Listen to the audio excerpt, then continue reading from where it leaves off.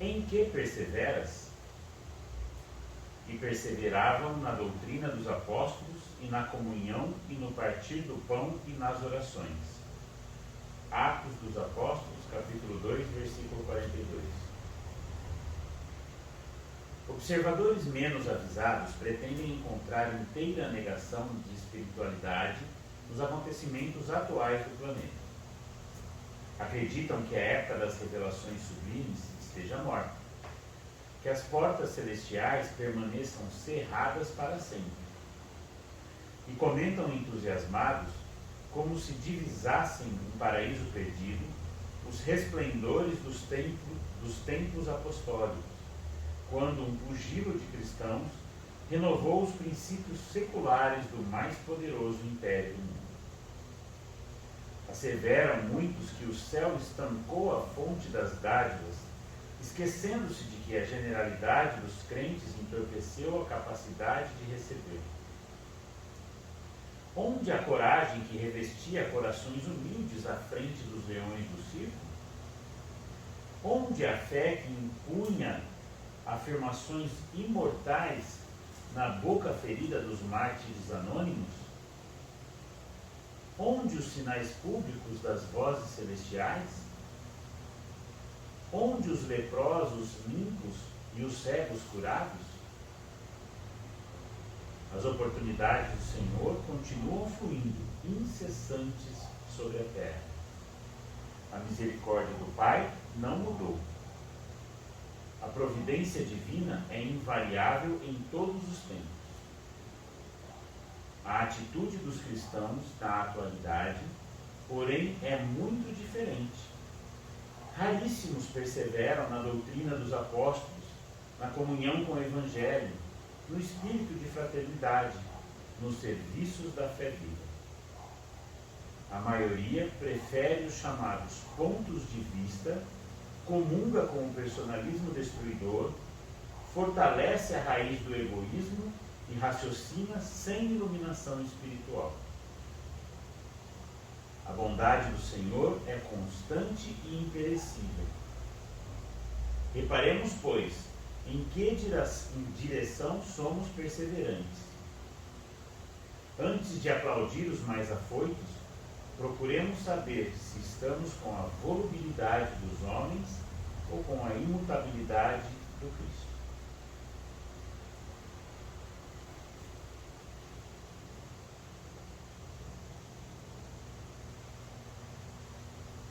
Senhor Jesus, amigo divino, a Te dirigirmos o nosso pensamento em prece, para agradecer-te por mais esta oportunidade de encontro fraterno para os estudos da doutrina espírita. E a Ti rogamos, Mestre, a permissão para que os bons espíritos em Teu nome, em nome de Deus, estejam conosco, para que nos envolvam em vibrações de paz, de saúde, e nos auxiliem no melhor entendimento das lições que estudaremos logo mais. Senhor Jesus, que as Tuas vibrações dulcíssimas se espalhem em todas as direções neste planeta, a fim de atingirem os corações mais endurecidos, os corações conturbados, angustiados, desesperançosos, sobretudo aqueles que estão em completa desilusão, levando nossos irmãos aos pensamentos suicidas.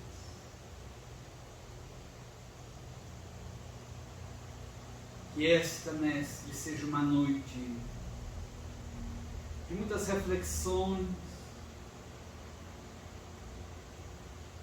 também para nos estimularem a mudanças em nosso próprio comportamento que temos postergado há tanto tempo. Nos conscientizemos da grandiosidade do Teu Evangelho, da grandiosidade da doutrina espírita que revive o Teu Evangelho. E nos ajudes, Mestre, a sermos dignos de tanta misericórdia, de tantas bênçãos, de tantas oportunidades de reconstrução de nós mesmos, de trabalho na seara bendita do amor. Mestre, que sejas louvado, bendito hoje e para sempre. Graças a Deus.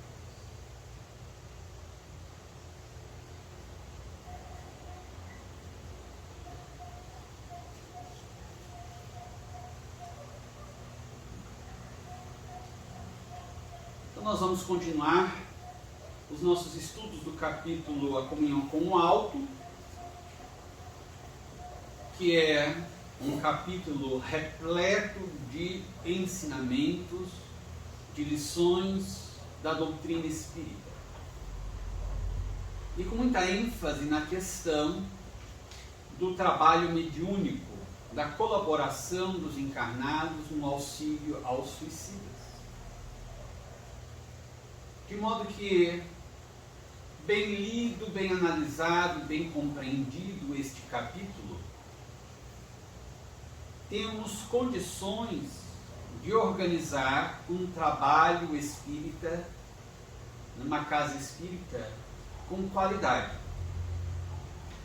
Seja qualquer trabalho na casa espírita, as reuniões doutrinárias, os cursos, o trabalho de passes, da evangelização infantil, do atendimento fraterno e outros, mas, sobretudo, o trabalho mediúnico. Porque, infelizmente, mesmo no movimento espírita, o que é de se estranhar, de alguma forma, porque o conhecimento espírita nos dá condições de realizar o trabalho mediúnico com segurança e certo entendimento daquilo que se pratica, de modo então que é surpreendente que temos visto no movimento espírita a mediunidade e os trabalhos mediúnicos nas casas espíritas sendo tão maltratados, negligenciados, sem a observância das orientações do maior tratado sobre mediunidade que existe na Terra, que é o livro dos médiuns, a segunda obra básica da codificação espírita. Desde o século XIX que temos esta obra lançada no mundo. E no Brasil, que tivemos este benefício da misericórdia de Deus, de rapidamente a doutrina espírita chegar ao nosso país. Lembramos que a época de Kardec, ainda encarnado, a doutrina espírita já estava em nosso país, e também de as obras espíritas de Allan Kardec serem traduzidas ao idioma português. E posteriormente de termos tantos médiuns que trouxeram complementações, desenvolvimentos deste conhecimento espírita das obras de Allan Kardec, sobretudo via mediúnica, não apenas, mas sobretudo via mediúnica, com mediunidades muito bem estruturadas, médiuns sérios, dignos, disciplinados.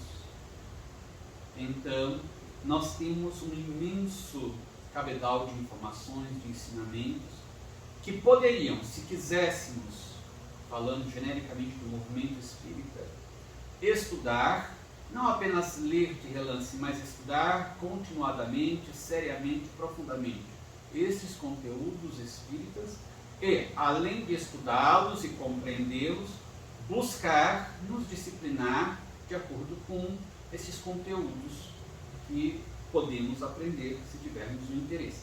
Não é, no entanto, o que tem ocorrido em boa parte do movimento espírita. Daí vermos, não apenas diretamente nas casas espíritas práticas, que afrontam os princípios doutrinários são princípios de segurança para os próprios trabalhadores e para aqueles que participam dos trabalhos. Os receptores dos trabalhos, aqueles que visitam as casas espíritas, também acabam sofrendo ou podendo sofrer prejuízos. Então, há uma negligência dos próprios membros do movimento espírita com relação ao estudo, à compreensão e à busca de vivência destes princípios básicos do espiritismo. Falarmos diretamente nas casas espíritas, mas também ainda com muito mais, digamos, vigor, por causa da facilidade de comunicação, nas redes sociais. Sobretudo os vídeos que circulam, textos que circulam e que são tidos ou ditos, divulgados como espíritas, mas que uma simples leitura destes conteúdos em comparação com a leitura dos conteúdos da doutrina espírita, nós verificamos que são incompatíveis.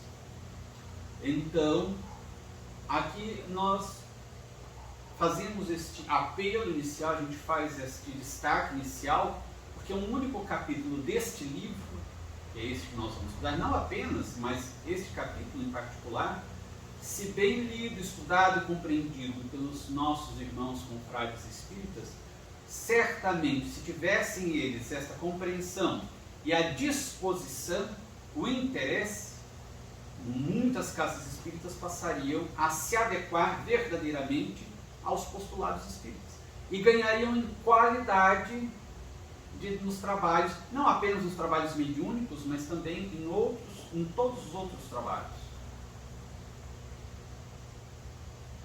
Então, aqui está este convite, apelo, porque realmente qualquer pessoa que faça uma análise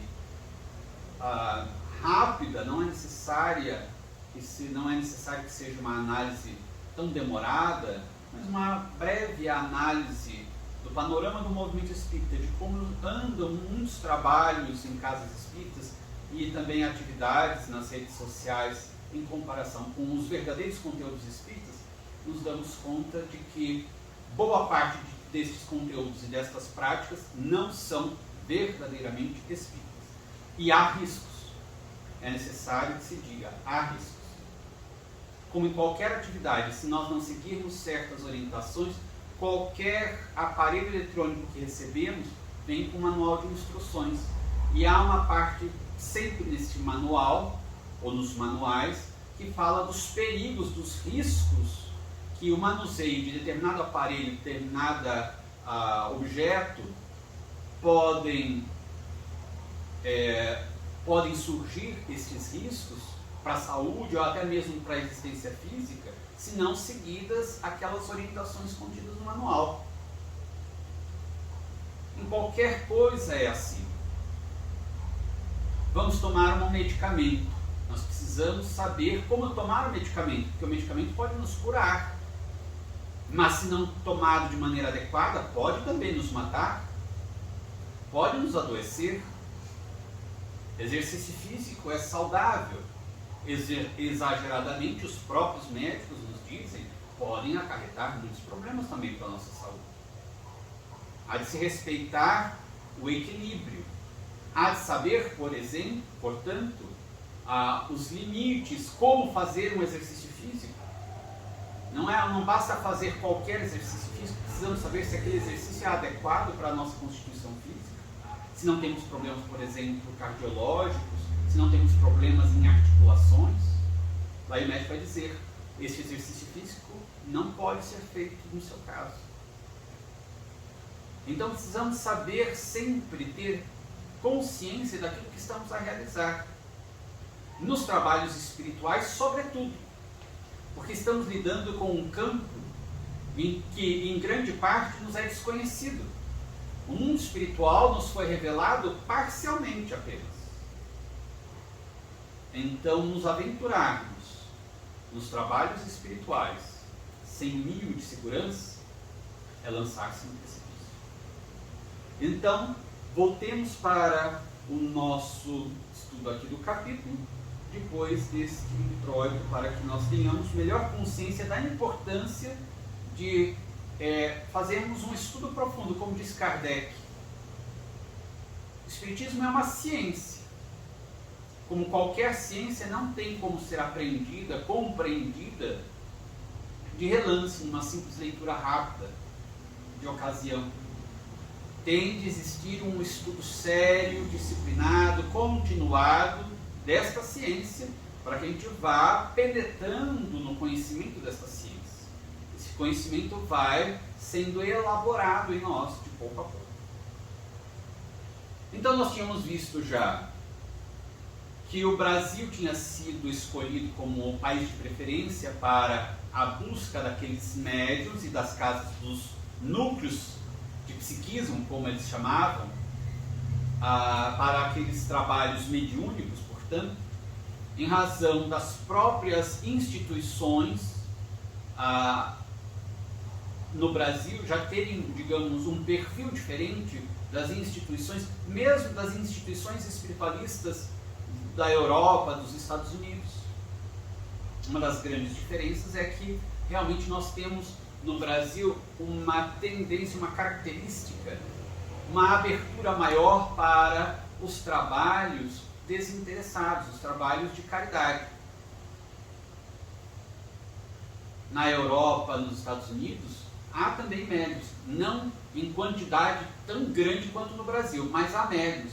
E quase sempre estes médios são profissionais que cobram. E é comum. É absolutamente comum que médios em países da América do Norte, Canadá, ou os Estados Unidos, países europeus, os indivíduos que tenham faculdades mediúnicas cobrem pelos seus serviços, porque eles acreditam que é uma faculdade que algum tem a capacidade, a habilidade de cantar, canta e cobra pelo seu canto, ele se torna um profissional. A pessoa tem a habilidade de ver espíritos, de ouvir espíritos, de escrever coisas dos espíritos, ele diz que é uma habilidade dele, que ele tem, portanto ele pode ganhar, ser remunerado por aquilo. Então as próprias instituições têm um outro caráter. Ou é um caráter de mais de estudo, de pesquisa, ou é um caráter mais de organização com fins lucrativos. Então, no Brasil há um caráter realmente diferente das instituições, agremiações espiritualistas. E tem a questão também dos próprios médiuns, que também têm esta dedicação, esta renúncia. Não estamos falando de todos, mas eles encontravam, à época, uma quantidade significativa de médiuns que se dedicavam ao trabalho espiritual com total desinteresse, por amor mesmo, por caridade. Então eles escolheram o Brasil. E na sequência, então, nós íamos ver a respeito da equipe que integrava aquela caravana, né? Qual era a equipe encarregada de realizar as medidas de auxílio àqueles pacientes mais complexos, né? Que seriam, portanto, levados ao trabalho na crosta. Qual o método que os benfeitores usaram para se deslocar até a crosta e quais os poderes que o diretor Teócrito havia conferido a eles? Vocês se lembram? Eles foram por volitação.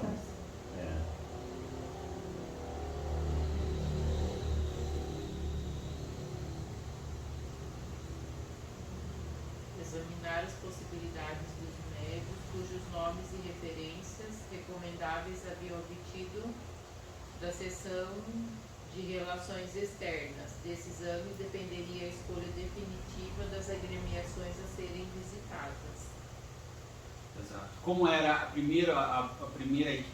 essa primeira discussão seria para essa averiguação, eles analisariam as instituições, eles tinham a relação de todas as instituições que o departamento já havia lhes fornecido, então eles iriam ver quais instituições estariam mais aptas e quais médiuns também. E foram volitando porque tinham essa condição de deslocamento em razão da leveza, né, da densidade muito mais sutil dos seus perispíritos.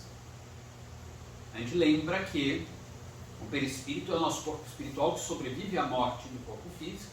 Ele continua sempre vinculado ao espírito depois da desencarnação.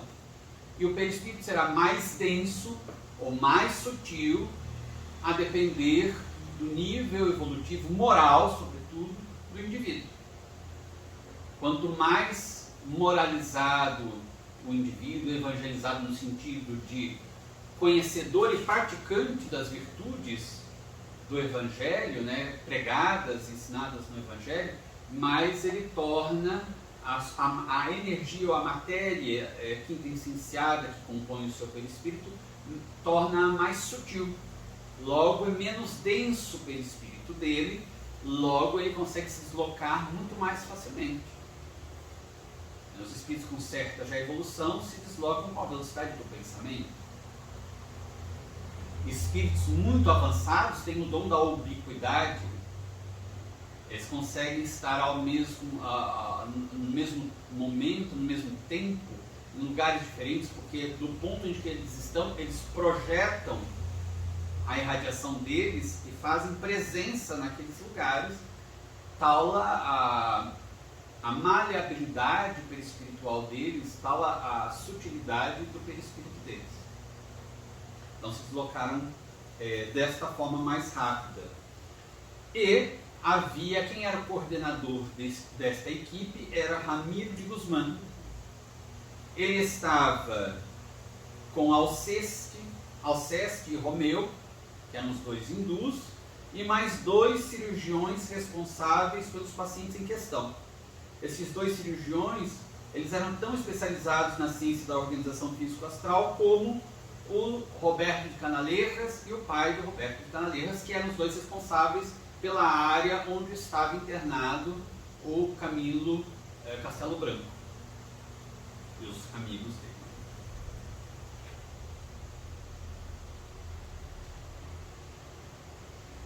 Bom, depois, na sequência, nós temos o anúncio de uma medida praticada pela Direção-Geral do Instituto Maria de Nazaré antes da partida da expedição em direção à crosta brasileira.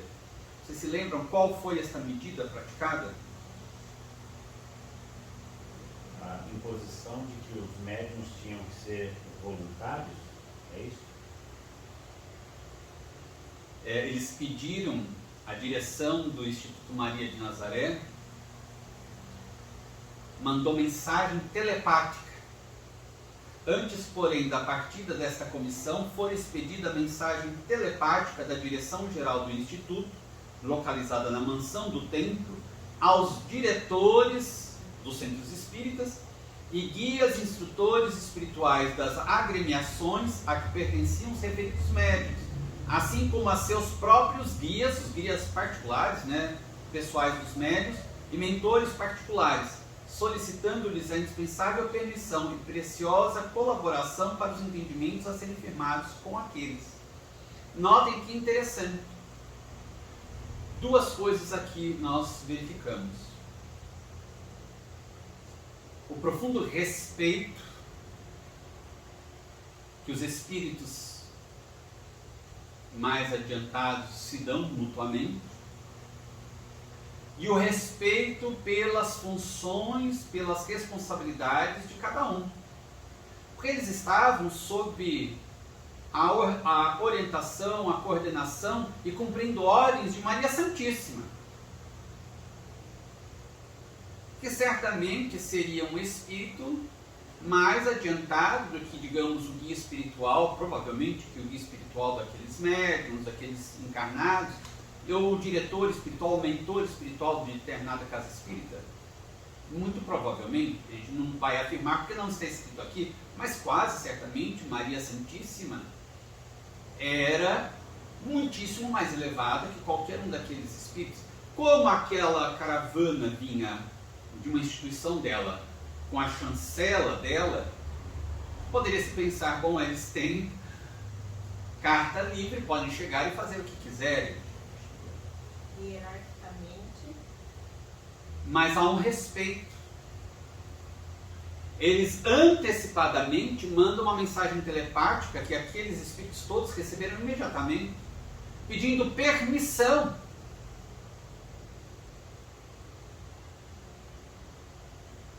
Notemos que, se nós desejamos ser espíritos mais evoluídos, os nossos comportamentos aqui na Terra mesmo, no dia a dia, precisam se ajustar, melhorar um pouco. Nós nos permitimos muitas liberdades, começamos a invadir o campo da liberdade alheia.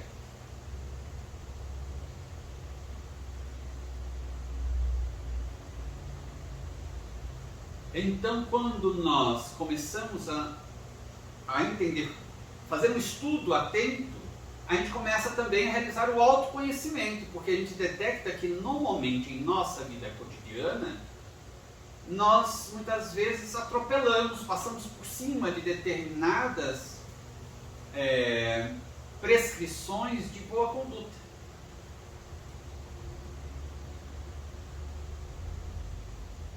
Então, este respeito pela liberdade alheia, pelo livre-arbítrio alheio, respeito pela função alheia, quem está aqui encarregado com essa responsabilidade? Conversarei com essa pessoa.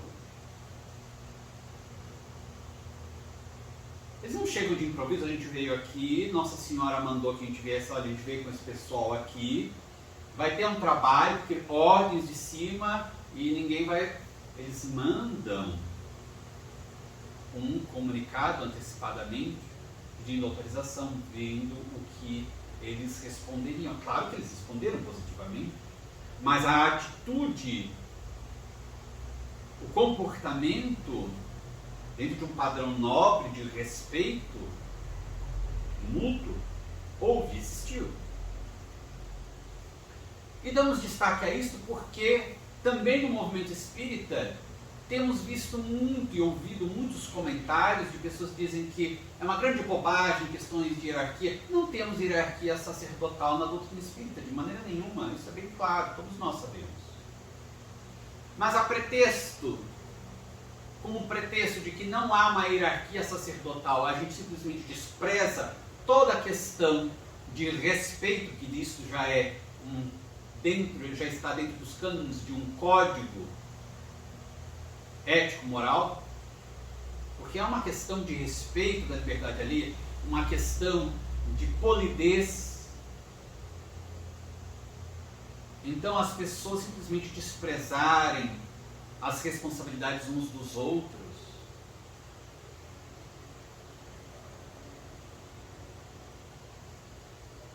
é tão interessante essa questão que nós podemos verificar em entrevistas que Chico Xavier às vezes oferecia, realizava, ou em conversas com amigos. Isso está em livros, está em vídeos. E ele chegava mesmo a dizer, devemos usar os tratamentos corretos para as pessoas. Se a pessoa apresenta-se no cenário da Terra com um cargo de responsabilidade, de autoridade, devemos usar o devido título a essa pessoa, por que não? É um sinal de respeito.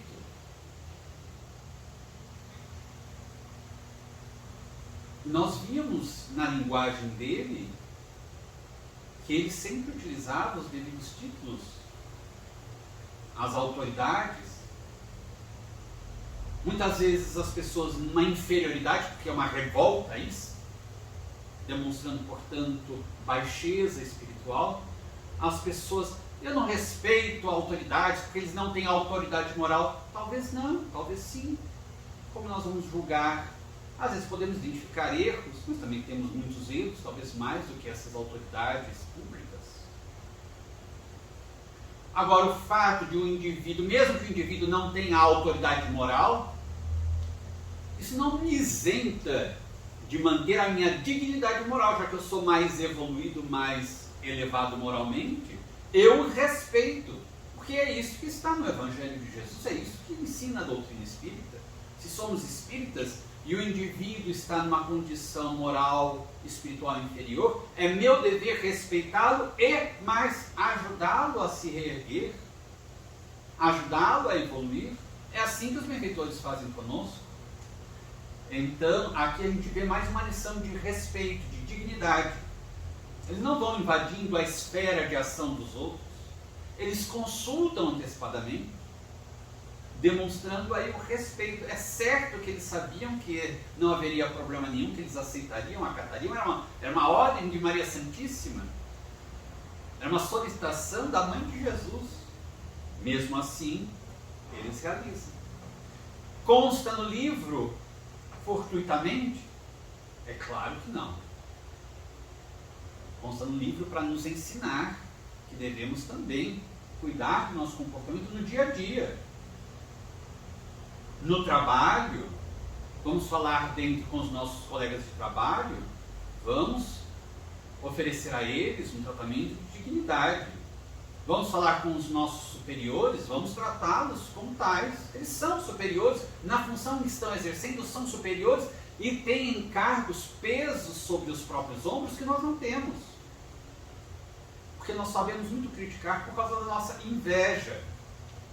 Gostaríamos de estar na posição de muitos deles, de ter o dinheiro que eles têm, de ter o cargo que eles têm, e daí nós invejamos, e daí o nosso despeito, em razão da nossa inveja, faz com que a gente não respeite hierarquias, não respeite tratamentos. Isso demonstra muito da nossa inferioridade moral e espiritual. Tudo bem? Algum comentário sobre esse ponto? Bom, na sequência, então, o autor diz que, com relação ao serviço dos médiuns, pretendido pela equipe espiritual, seria imposto aos encarnados ou teria de ser voluntário este serviço? Que era o que o Bruno estava comentando. Bem adiantado. Em relação ao passado, o que eu vou falar é meio óbvio, mas acho que só para ficar claro para a gente que todo trabalho mediúnico sério não é feito de improviso.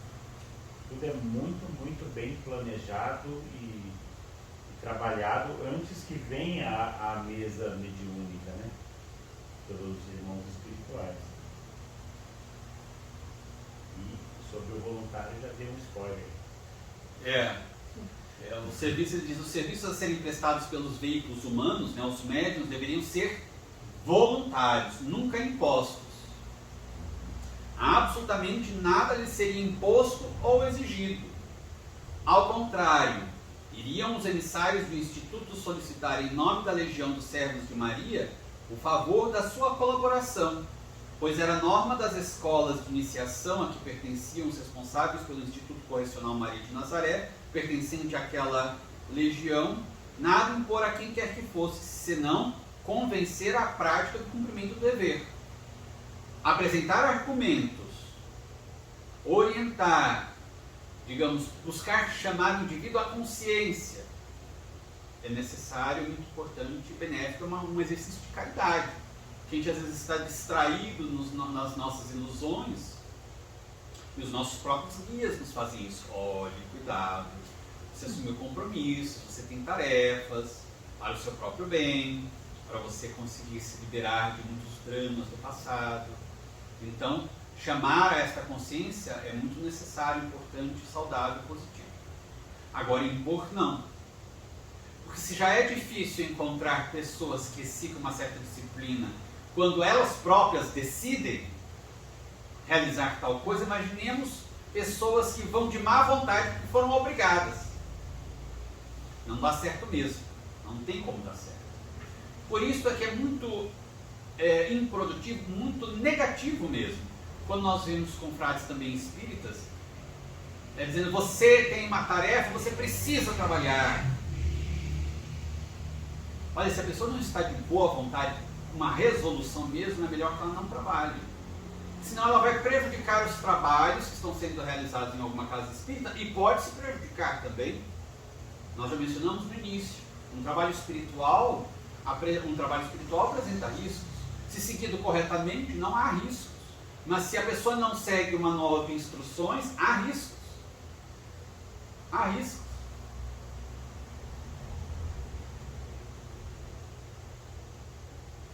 Então, se a pessoa não estiver verdadeiramente disposta àquela disciplina que nos exige o trabalho espiritual, é preferível que ela não se intrometa em trabalhos espirituais. Há várias consequências. Uma delas é o indivíduo cair em processos obsessivos muito graves e de difícil solução muitas vezes. Uma das consequências. Então, tem que ser voluntário. As pessoas precisam se predispor a um trabalho de amor, se predispor a uma disciplina, se predispor a uma renúncia. Na sequência, então, nós verificamos que foram tomadas algumas providências. Quais foram essas providências tomadas pelos guias espirituais dos médiuns, com os quais conversariam os benfeitores da colônia Maria de Nazaré? O que os guias espirituais desses médiuns realizaram? Quais as providências que eles realizaram na sequência? Foram preparando, os médiuns, sugerindo que se recolhessem mais cedo, foram até influenciando esse sono com ações magnéticas, que eles tivessem maior, com o descanso, eles teriam que ter maior lucidez, maior ação, um pouco mais de tranquilidade, entendimento. Exatamente. Vejam, uma vez que foi emitida o pensamento, o aviso telepaticamente para os mentores daquelas casas espíritas, os centros espíritas e os guias espirituais, benfeitores dos médiuns, e imediatamente eles responderam, houve um entendimento telepático entre eles, à distância, portanto. Imediatamente, então, os guias dos médiuns se dirigiram até as casas dos médiuns e induziram por intuição e também, como foi dito pela Cristiane, magneticamente, passes, aquele torpor. O indivíduo estava em casa, de repente, estou com muito sono, não consigo parar em pé, preciso dormir imediatamente. Torpor. Ele chega, até mesmo aqueles que não conseguem nunca dormir rapidamente, numa ação dessas, desmaia praticamente.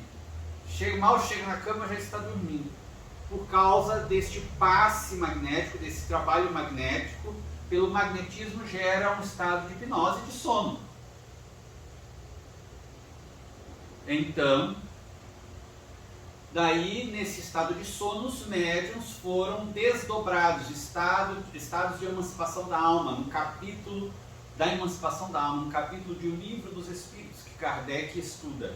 Os sonhos, porque os sonhos, na verdade, quase sempre, não em 100% dos casos, mas quase sempre, são aquelas recordações das experiências que a alma teve fora do corpo físico, em estado de emancipação da alma. É o estado mais leve, digamos assim, de emancipação da alma.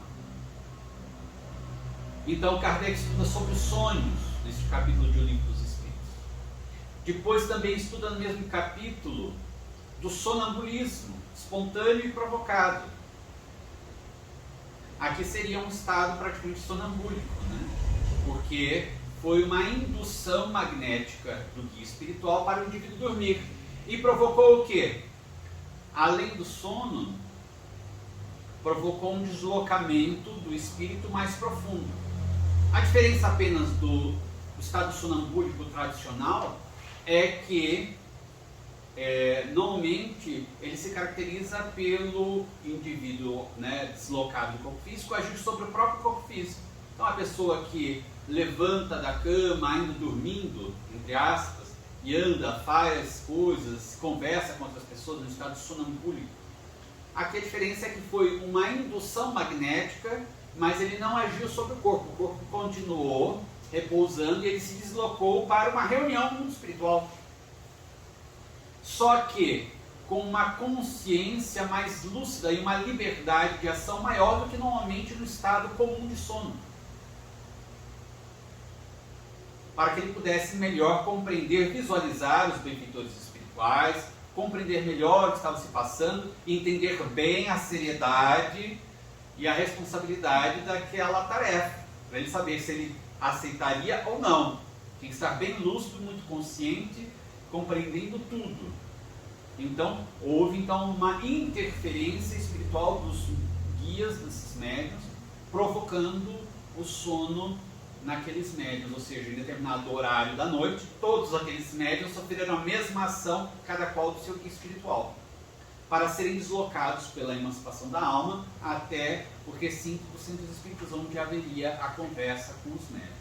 Ô Júlio, eu não lembro mais pra frente se fala disso, mas os médiuns recordam dessa tarefa ou não? Eles têm impressões, não necessariamente recordações completas. Isso varia realmente, Kardec também estuda no capítulo, varia de indivíduo para indivíduo. Não é necessário que eles não tinham necessidade de recordar quando acordados, era necessário que eles tivessem bastante lucidez naquele momento da conversa. Até porque quando eles acordaram, eles já estavam acoplados praticamente aos espíritos. A primeira vinculação, a vinculação especificamente falando, ocorrera naquele encontro. Claro que a aproximação maior dos espíritos para o efetivo trabalho mediúnico vai ocorrendo na medida ao longo do dia, normalmente nos trabalhos mediúnicos, com relação aos trabalhos mediúnicos de atendimento a esses espíritos sofredores, incluindo os suicidas, que é um trabalho ainda mais rigoroso, mais complexo, para que no momento então da comunicação, daí o espírito já esteja, o médium já esteja quase totalmente envolvido pelo espírito que vai se comunicar por ele, dependendo apenas de os últimos ajustes no momento da comunicação.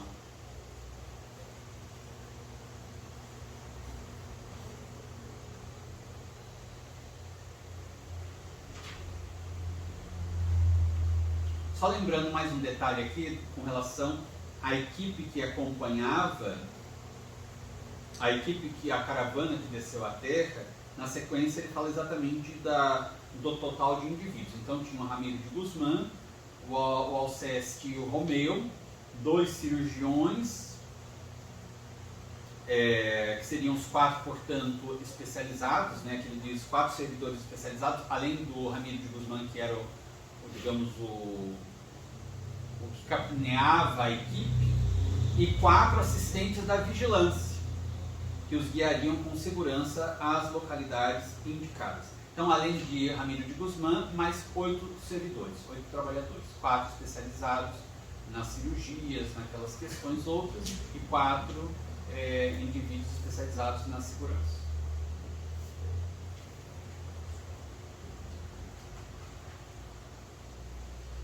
Depois, no próximo tópico que nós vamos ver, o que aconteceu quando os benfeitores da colônia Maria de Nazaré aproximaram-se da crosta brasileira, da crosta terráquea na região do Brasil, como decidiram realizar as primeiras tarefas de contato com os médiuns?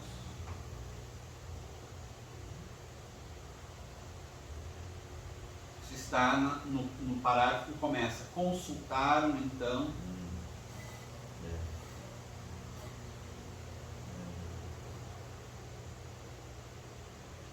Eles iam visitar 4 cidades de cada vez, à procura desses médiuns. Sempre um dos trabalhadores com um dos assistentes de vigilância. Que uma vez firmados os entendimentos, reunir-se-iam em determinado local da espiritualidade com os guias e mentores deles para indispensáveis entendimentos relativos ao objetivo.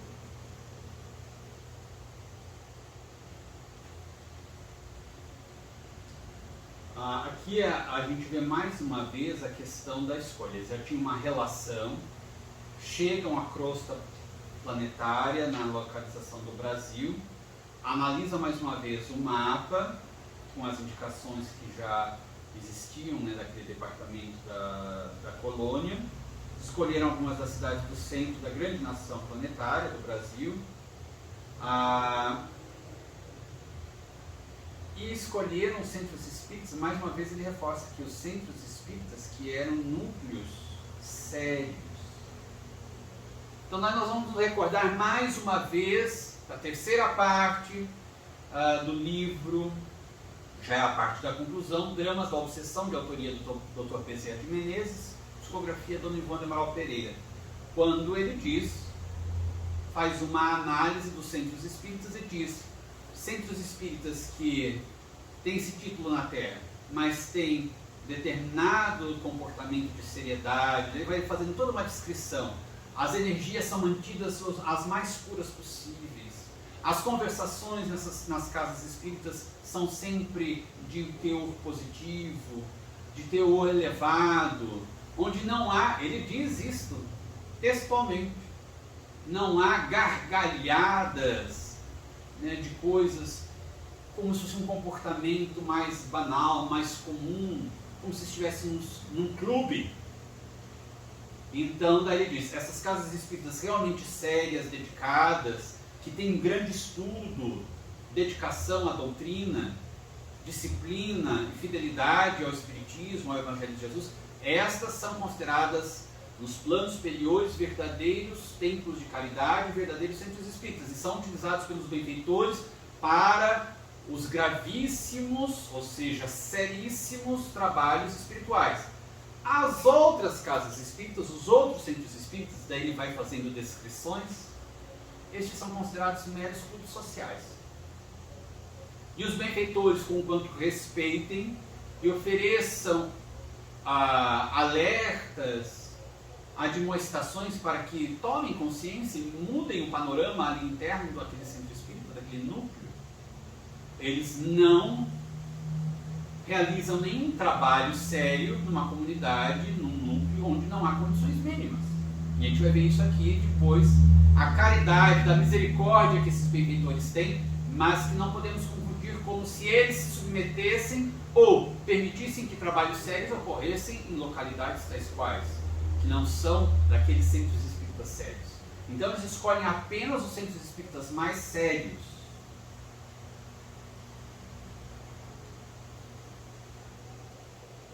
E daí diz, firmados os entendimentos, reunir-se-iam em determinado local da espiritualidade com os guias e mentores deles, para indispensáveis entendimentos relativos ao importante certame. Ou seja, primeiro eles foram aos centros espíritas, aos núcleos, na crosta mesmo, aos núcleos espíritas, ali conversariam com os médiuns, com a presença dos guias, enfim, dos mentores das casas.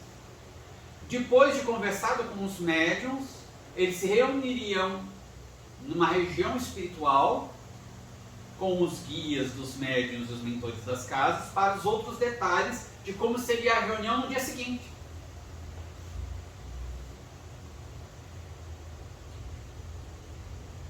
Então aqui a gente vai voltar ao ponto que o Bruno tinha acabado de comentar. Primeira coisa, não são todas as casas espíritas que são escolhidas. A gente vê que há uma seleção e muito séria. Muito séria. Há critérios rigorosos, porque não tem como não ter esses critérios rigorosos. E é fácil de se entender isso. Alguém poderia argumentar, mas não seria falta de caridade? Não, não seria falta de caridade. Seria falta de caridade permitir que trabalhos nos quais há riscos fossem realizados em lugares sem condições de realização de tais trabalhos, colocando a vida dos indivíduos ali presentes em risco. Isso seria falta de caridade. Imaginemos que fosse desejado realizar uma cirurgia num local sem nenhuma condição para uma cirurgia, sem nenhuma asepsia. É evidente, se a pessoa está no meio do nada, num hospital, em muitos quilômetros, não há meio de transporte, não há nada, e alguém tem algum recurso ali para fazer alguma coisa. Mas se há um local próximo, um hospital, não, levemos o paciente lá, ele lá no centro cirúrgico ele vai sofrer a cirurgia. Fora disso, seria uma irresponsabilidade. Então, os benfeitores sabem muito bem o que dá para fazer e o que não dá para fazer. E há um critério rigoroso, sobretudo num trabalho como esse. Então, não é qualquer centro espírita, não é porque tem na placa, na entrada, centro espírita, que é um local que dê condições para os benfeitores espirituais realizarem trabalhos graves, sérios. Pode ser que tenha a placa de centro espírita e ele seja considerado pelos benfeitores espirituais mero clube social. Daí não, eles não realizam trabalhos sérios, porque não há condições mínimas nesses núcleos, que são, na verdade, meros clubes sociais, enquanto tem as placas na frente dizendo que são centros espíritas. E não é porque o indivíduo é médium, mesmo que tenha, porque há muitos que se dizem médiums, mas não tem a faculdade mediúnica, daí o fenômeno é anímico. Anímico vem de alma, de ânima, alma. É o próprio indivíduo que muitas vezes forja a comunicação, consciente ou inconscientemente. Mas digamos que o indivíduo realmente tem a faculdade mediúnica ostensiva. Ele é médium ostensivo. Também não quer dizer muita coisa. Porque médium é aquele que está entre. Ele vai transmitir uma comunicação por alguma modalidade mediúnica. De quem? Com que qualidade? Como ele filtra essa comunicação? É um espírito superior? É um espírito inferior? É um espírito mentiroso? Se as pessoas na Terra praticam fake news, mentiras, porque é um novo nome para as mentiras que sempre existiram, apenas importamos uma expressão que já tínhamos a palavra também correspondente no nosso léxico. É mentira. O indivíduo espalha fake news, ele mente, é mentiroso. Dá a impressão de ser um eufemismo, uma coisa que ameniza o problema. É um mentiroso, ele mente, espalha mentiras, gera muitos problemas. Ora, quem são os espíritos? Segundo Kardec, primeira conclusão, uma das primeiras que ele chegou, diz ele, foi de que os espíritos nada mais são do que as almas dos homens que viveram na Terra, das pessoas que viveram na Terra, perderam o corpo físico, passam a pertencer ao mundo espiritual, chamamos de espíritos. O indivíduo é médium. Quem garante que não é um desses espíritos que espalham mentiras, fake news, que vem escrever, falar e assim por diante? O médium tem o treinamento necessário, tem condições, atrai para si espíritos nobres pelas suas grandes virtudes morais? Senão, ele convive com espíritos inferiores, mesmo que seja médium ostensivo. Então é necessário conhecer para a gente não cair em armadilhas e ter prejuízos. Podemos ter prejuízos.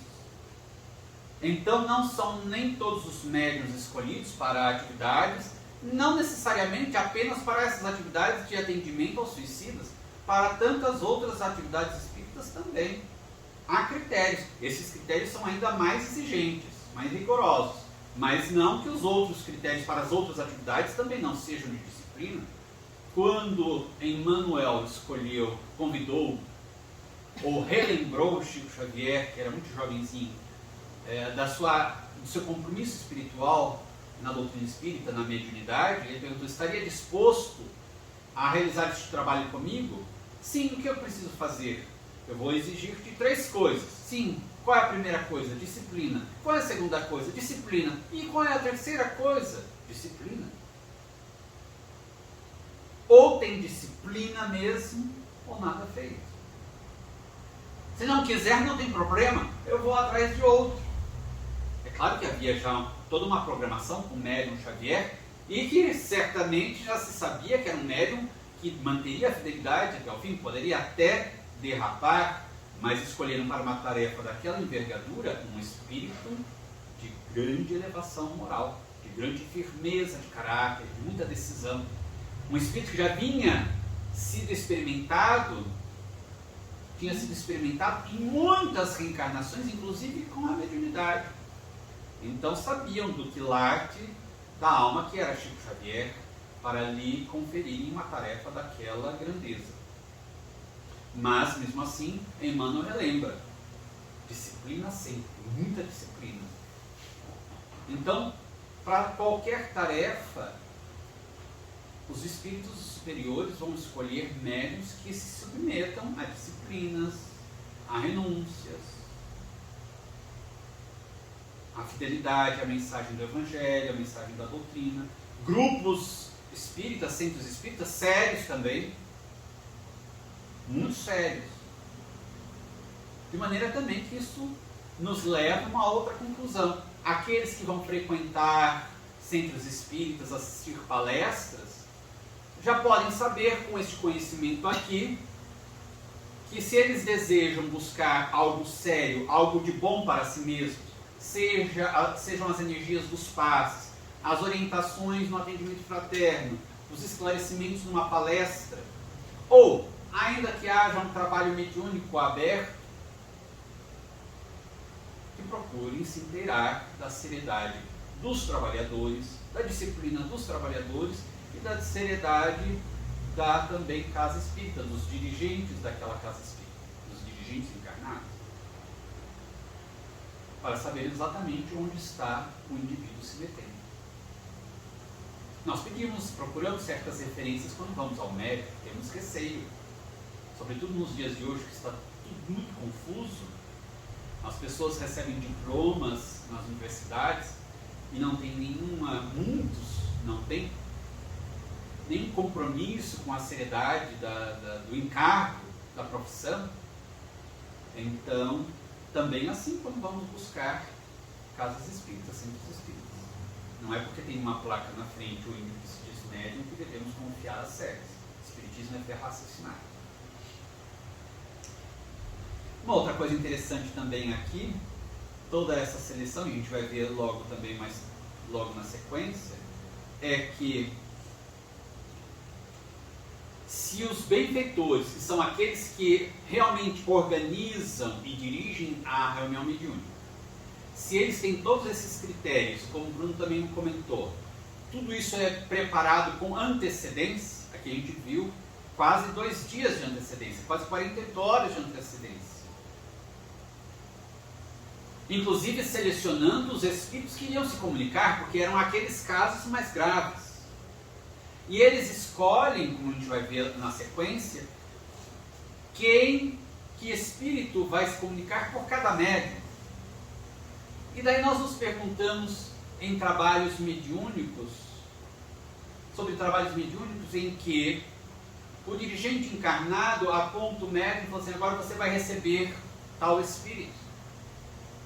Agora, às vezes com a presença de público, uma reunião mediúnica de portas abertas para atendimento de sofredores, o que não é recomendável e nem doutrinário, diga-se de passagem.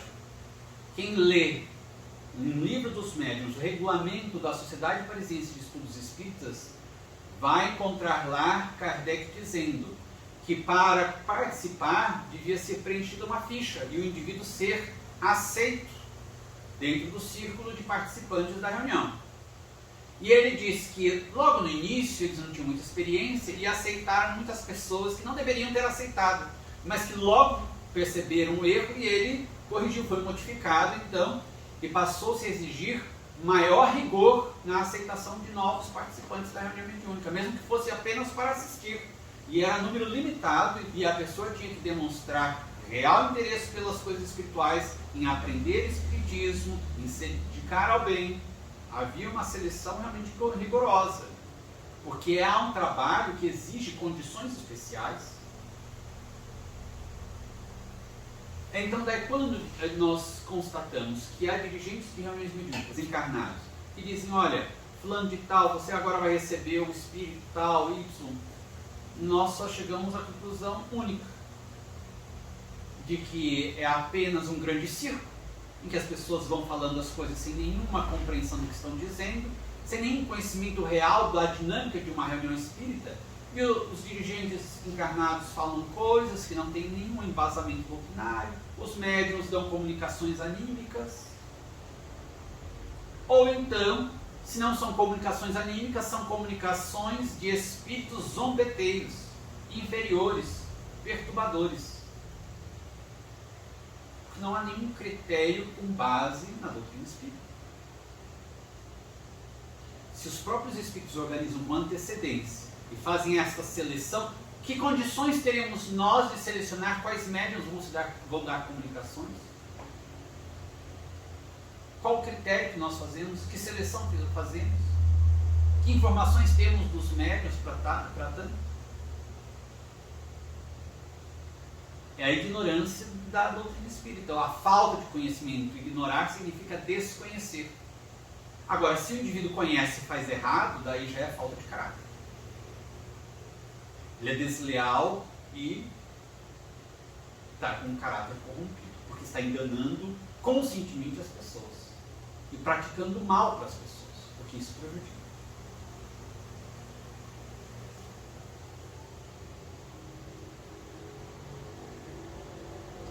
E depois nós vamos para a próxima pergunta. O que o autor comenta a respeito das atividades realizadas nos núcleos espíritas visitados, do ambiente desses centros espiritistas e do meio ambiente social das localidades onde se estabeleciam aqueles núcleos?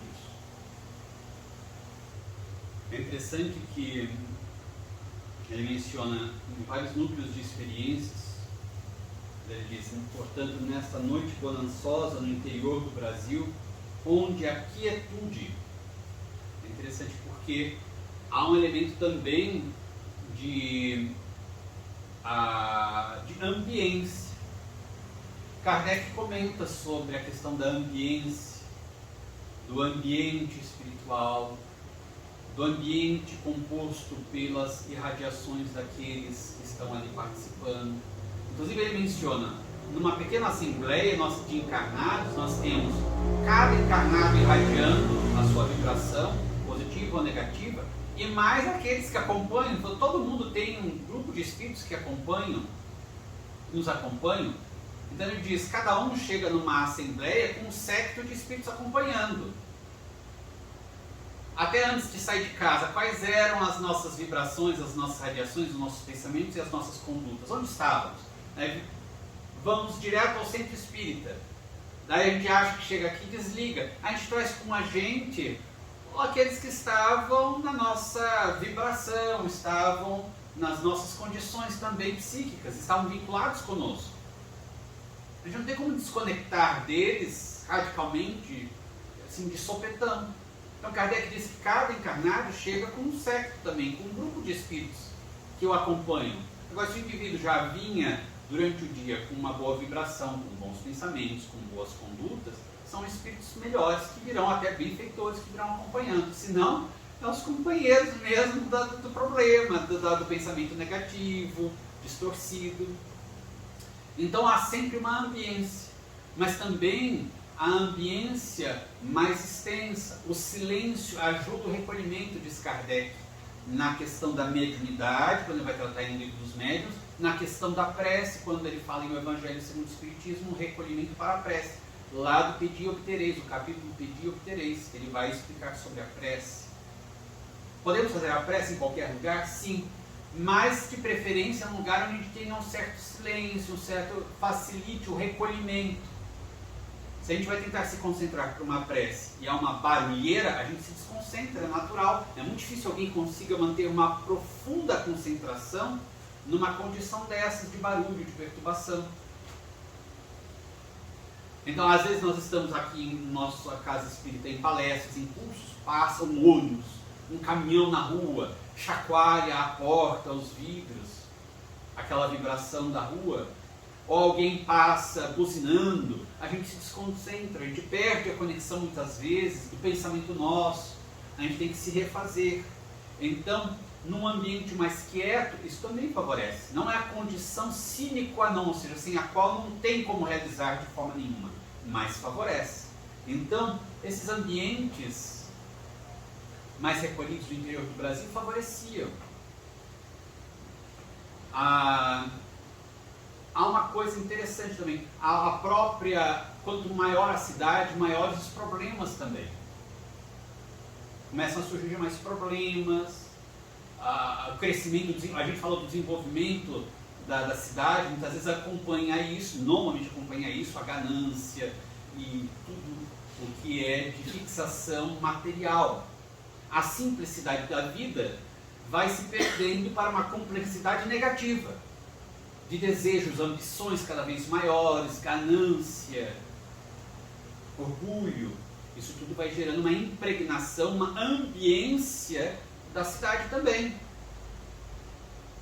Porque daí as pessoas vão começar a ter irradiações negativas, mais materiais, mais constantes, mais intensas. Isso também gera uma onda psíquica que modifica o psiquismo daquela região, daquela localidade. E permanece no tempo. Isso interfere também, de alguma forma, é um obstáculo a mais para a espiritualidade. Lembremos, por exemplo, se a gente fizer uma análise da obra discográfica de Chico Xavier, nós vamos verificar uma modificação significativa no tipo de trabalho que ele realizava mesmo na discografia. Se nós fizermos uma rápida análise da obra discográfica de Chico Xavier em Pedro Leopoldo, comparando-a com a obra discográfica dele já em Uberaba, nós vamos ver que há uma significativa modificação. As obras de maior peso, de maior profundidade, que exigiam um esforço, uma concentração, recursos mediúnicos e espirituais muito mais intensos, foram quase todas recepcionadas mediunicamente em Pedro Leopoldo. Em Uberaba nós temos uma outra fase da mediunidade de Chico Xavier. Começa então o trabalho maior de divulgação daqueles livros, porque Emmanuel dizia, não basta psicografar os livros, nós precisamos divulgar para que as pessoas conheçam. Então começou o chamado Correio de Luz em Uberaba, mas Chico Xavier já recebia as mensagens em Pedro Leopoldo, mas aquilo ganha vulto já em Uberaba.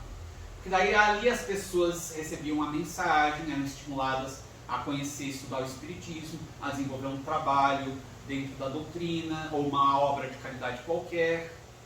Naturalmente as pessoas começaram a se interessar pela literatura espírita. Então a gente vê que as obras de maior peso foram quase todas elas, de maior complexidade, inclusive de recepção mediúnica, foram quase todas elas psicografadas no período Pedro Leopoldo.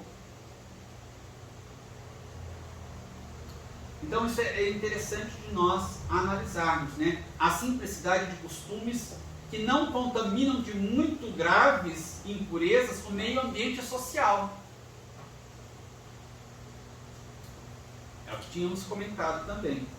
Caridosa atividade do mundo astral efetivava-se ali em locais humílimos, desataviados de opulências e vaidades.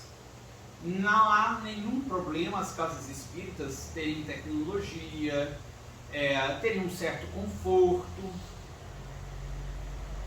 mas devemos tomar muito cuidado, porque a linha é sempre muito tênue de nós oferecermos os recursos, inclusive porque hoje em dia nós temos exigências legais muito maiores.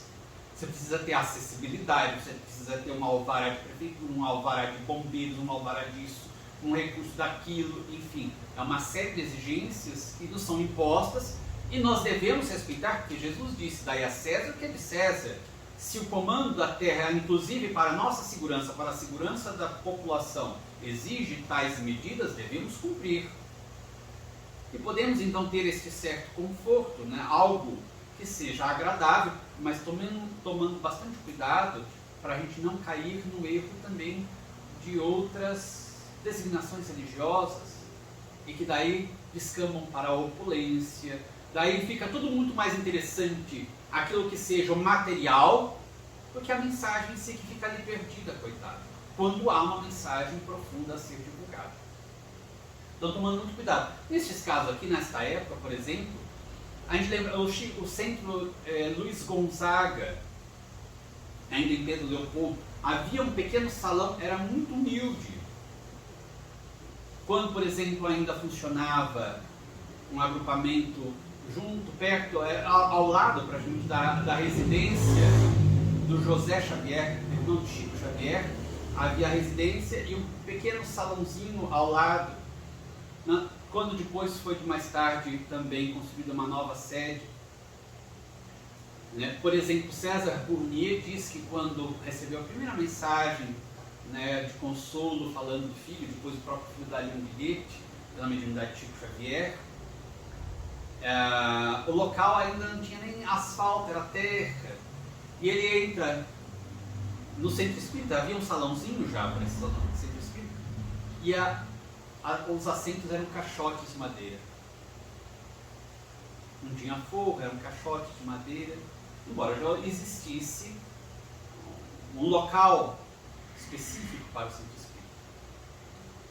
Assim como quando Eurípides Barçanufo também foi, era num sítio, mas havia um local destinado às atividades espirituais. Assim como o Bruno também bem recordou em Os Mensageiros, tinha a residência da Dona Isabel, e não na residência, mas ao lado, o marido dela tinha construído um salãozinho específico para o centro espírita.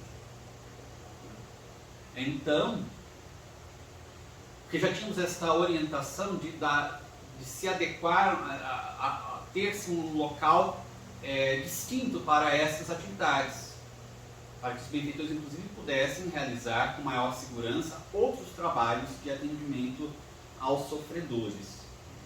Então, aqui eram locais todos muito humildes, como ele diz. Ele diz, embora, digamos, até mesmo poderíamos dizer a pobreza material do local, ele diz, onde se mantinha acesa a lâmpada sacrossanta da fraternidade, para o culto imorredouro do amor de Deus e do próximo.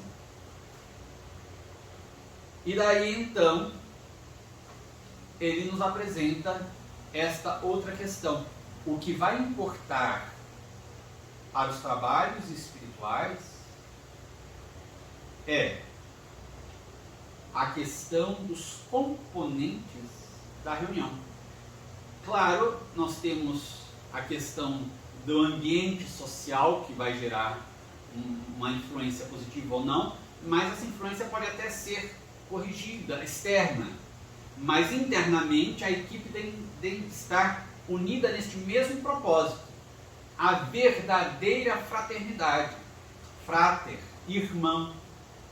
Se nós não tivermos este sentimento de que o outro é meu irmão verdadeiramente, não é só simplesmente chamar de irmão, é sentir que o outro também é meu irmão. O outro sofre, aquilo me interessa, porque se o outro sofre, aquilo me dói na alma. O outro está sofrendo, está passando por um processo obsessivo, meu Deus do céu, o que eu posso fazer para ajudar? Porque é muito comum, fulano está com um problema obsessivo, nossa, difícil, né? Isso não é verdadeira fraternidade. Se o sofrimento do outro não me toca de uma maneira mais profunda, ainda não despertei a fraternidade. Se numa reunião mediúnica, se num trabalho espiritual, num trabalho espírita, os trabalhadores não forem tocados profundamente pela dor do outro, aquilo tem de nos comover. É claro que nós devemos manter um certo equilíbrio para a gente poder também auxiliar. Mas se a gente apenas ouve e fala, nossa, é difícil, isso não nos toca, aquilo não nos comove profundamente, se aquilo não nos faz sentir vontade de chorar de dor pela dor do outro, não sabemos ainda o que é fraternidade. E daí não temos recursos espirituais bons, tão nobres assim, para oferecer aos benfeitores. Daí os trabalhos de um núcleo onde os membros não têm esse sentimento, como dizia a Madre Teresa de Calcutá, amar até doer. Daí quando dói a gente está sentindo amor mesmo, porque o sofrimento do outro me toca, me comove. Eu estou unido a ele, porque ele é meu irmão, então eu estou conectado, ele é um filho de Deus como eu. Não há essa eles e eu. Aquilo, se atinge o meu irmão, atinge a mim também. E eu quero saber como eu posso fazer, porque isso nos leva até mesmo a renúncias. Eu não simplesmente vou fazer uma prece daqui a pouco e depois eu esqueço. Eu me interesso pelo próximo, eu me interesso pelo sofrimento do outro. Eu vou me sentir mais tranquilo, eu continuo com as minhas atividades, mas eu vou me sentir realmente um pouco mais aliviado quando também eu perceber que o meu irmão está mais aliviado. Se eu ainda não consigo sentir isso, eu não estou ainda na faixa do exercício da fraternidade. Eu posso conhecer um espírita, posso desenvolver tarefas espíritas, mas eu não tenho esta conexão com as almas realmente elevadas, porque é assim que elas se vinculam a outras almas na Terra. Elas procuram aqueles indivíduos que já sentem a verdadeira fraternidade. Tudo bem até aqui? Alguma pergunta, alguma dúvida? É bastante reflexão.